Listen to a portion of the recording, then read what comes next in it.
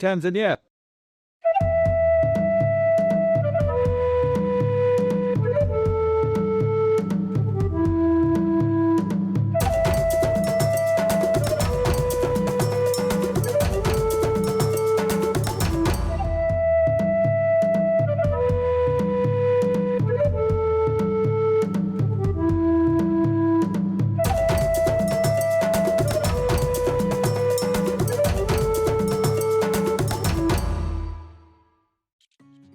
Located in East Africa, south of Kenya. It's about 947,000 square kilometers in size, about 40% the size of Texas for our American clients. Home of the highest peak in Kilimanjaro, which is 5,895 meters in height. Also home of the Ngorongoro Crater, the world's largest intact volcanic caldera. A couple of fun facts. Tanzania has dedicated about 38% of the land for conservation, which is one of the highest concentrations in the world, including 22 national parks, making it a fantastic safari destination. Signature wildlife, home of the Big Five. Can find the Big Five in the Ngorongoro Crater, for example. Home of the Great Migration, which is the movement of the wildebeest and zebra and gazelle between the Serengeti and Mara. The highest density of predators in Africa, large populations of wildebeest, zebra, gazelles, and fantastic bird life with over 500 species, making it a birder's paradise. I think what makes Tanzania particularly unique is that it has quite separate northern and southern circuits for your safari. So most first-time visitors to the country will travel in the north, where you get the Serengeti and Ngorongoro Crater, Lake Manyara, Tarangire, Lake Natron, all those famous places to go for wildlife viewing. But in the south, you've got much less visited and larger and harder to get to parks, but they offer some spectacular game viewing. And certainly if you have been to Africa before on safari, that's well worth a consideration. I think Tanzania is a great safari destination. With, obviously the well-known Serengeti and Ngorongoro. But to me, the specialness is also the cultural interactions that you get there. A lot of different tribes, a lot of Maasai that you see in a lot of the reserves. So that combination of a safari with a cultural aspect is always nice in Tanzania. What makes Tanzania unique for me is certainly the plains in the Serengeti compared to the Maasai Mara, which is much smaller and it's got more sort of hilly bits. In the Serengeti, you get those true, vast open grass plains which just go on for as far as the eye can see. So it makes it a very photogenic location. The wildlife really pops out, the odd tree, that sort of thing. So certainly, seeing those Serengeti plains was quite impressive when I was there. So I worked for a Tanzanian safari company for several years and was lucky to travel extensively throughout the country. But my standout moment will always be seeing my first leopard. I'd travelled across eastern southern Africa for 8 years by that time and had failed to find a leopard anywhere. But in the middle of the Serengeti plains, there was a leopard in a tree, absolutely classic, unforgettable.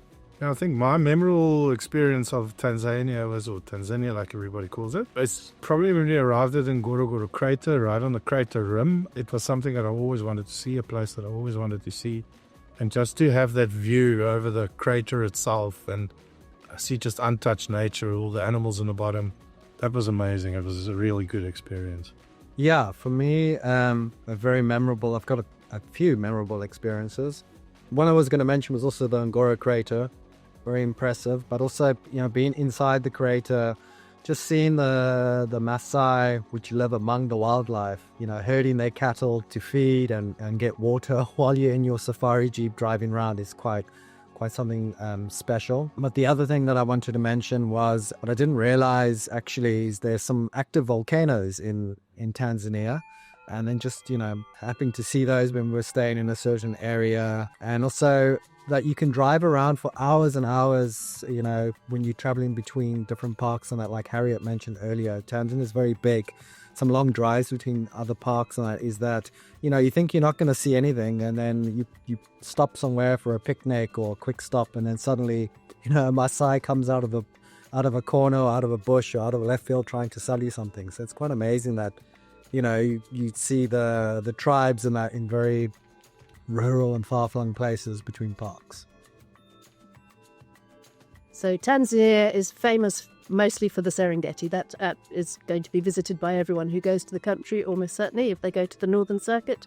Ngorongoro Crater, as has been mentioned already, Lake Manyara, Tarangire, Lake Natron, and then in the south you've got Ruaha, the Dzungwa Mountains National Park, and Nairi Game Reserve.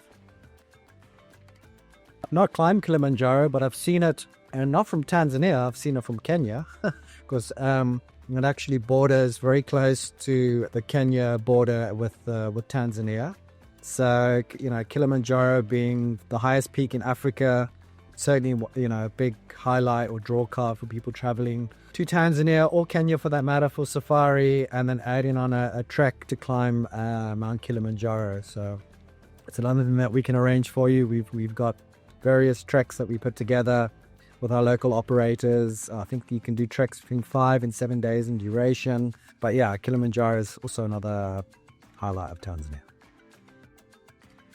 The best time to visit Tanzania will depend on whether you're wanting to lie on a beach on Zanzibar or whether you're wanting to see the migration. So the migration is seasonal, and most years that would be in the southern Serengeti and central Serengeti from about December through to June. If you want to optimise your chance of seeing those vast herds of wildebeest and zebra, that would be the best time to be on safari. The long rains are normally from about mid-March to mid-June, and the short rains in November, so that may be the time of year where you're not wanting to book to go to the coast. Budget is a bit of a difficult one, but it also depends on what style and of comfort you want. We've got from camping overland tours, which would usually be, I'd say, around about $200 per day that an average works out. But that can also go up to, thousands of dollars a day, depending on what style of accommodation and class you want. Yeah. Generally the most popular safari that's on our portfolio is a 5-day lodge safari. So you have a mixture of, brick and mortar buildings, established sort of lodges, and then you also have tented camps. But, when we mention tented camps, don't think that you're going to be sleeping in a small 2-man dome tent on the floor. They're very luxurious, big tents with all bed and bedding and, light and fan, and it's got flushing toilets, that sort of thing. So it's a combination of those two generally. So like and subscribe. Also feel free to join a 6-part email course that will answer everything you need to know about going on safari in the link below. And check out our website. We have many tours of all various durations and styles for each country in Eastern Southern Africa.